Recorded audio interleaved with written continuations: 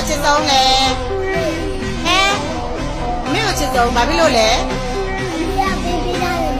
အမေအဖေပေးထားခဲ့တာမို့လို့အဖေကပဲသွားလို့အဲ့ဆိုအတားအမေကိုချစ်ဆုံးပေါ့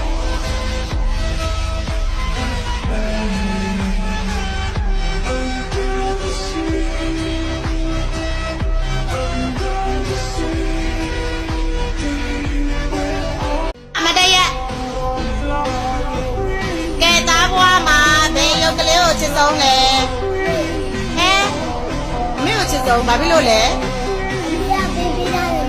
အမေအဖေပေးထားခဲ့တာမို့လို့အဖေကပဲသွားလို့အဲ့ဆိုအတားအမေကိုချစ်ဆုံးပေါ့